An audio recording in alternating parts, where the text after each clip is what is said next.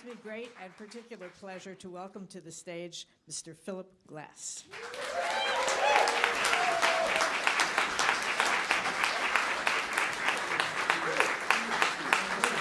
Thank you so much. Thank you. Philip, spirituality has been such an important component of almost all of your music, and this piece is certainly no exception. I wonder if you could just talk to us a bit about the spiritual element in your music. Well, I think it's true of almost everybody who composes music or plays music. I'm actually just like everybody else. I mean, that's really, really true. Okay, but that's the wonderful thing about music is that it takes up so much, becomes a very important part of your life, and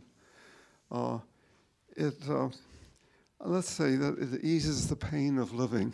Would you say that? I would agree completely. And of course, it introduces a whole new kind of pain. That's right. But it's something that I think that we share with painters and writers but all kinds of people. We always talk about it as only the artists who do it, but it's actually, we find listeners and writers and everything. I think you share some of those ideas, but of course, Paul has taken this to a whole nother level, because he's actually delved into a music which is based on a kind of a spiritual activity as well as a musical activity.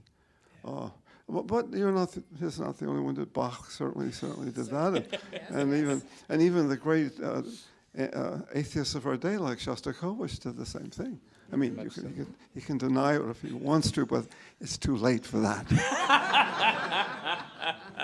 Indeed.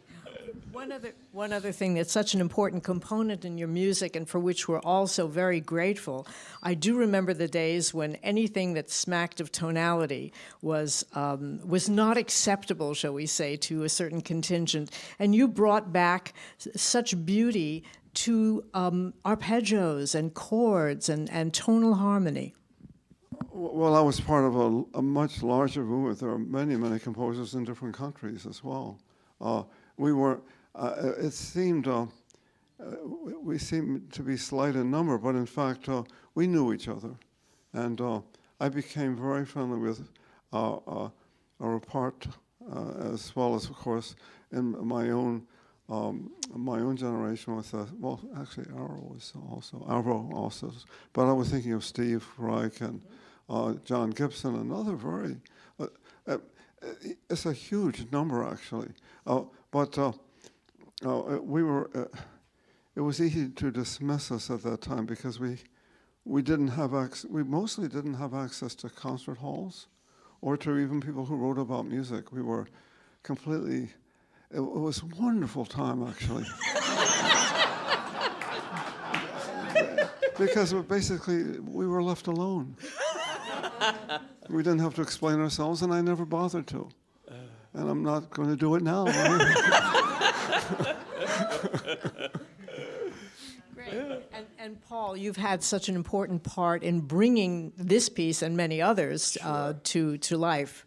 Well, I have to say, thanks to my influence, your studio is now filled with all kinds of great Orthodox icons. I gave Philip a beautiful icon from Greece of the Annunciation that you did say was inspiration while you were writing the piece.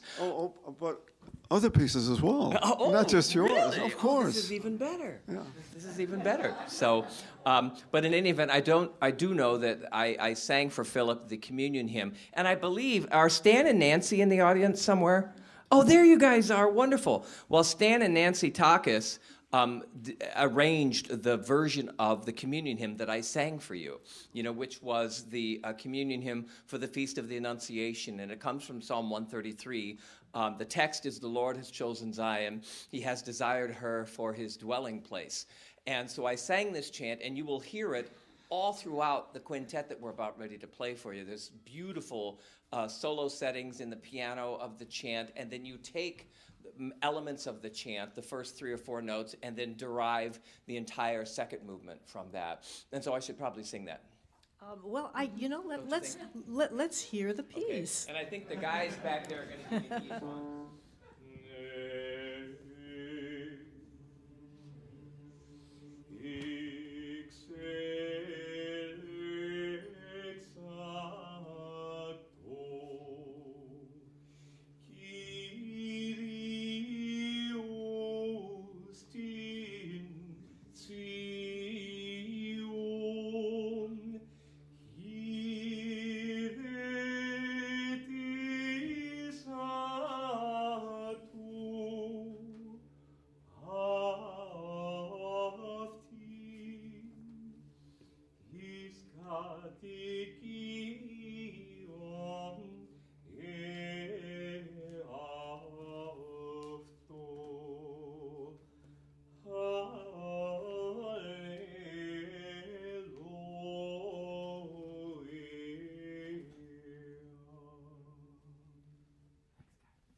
Bravo, bravo.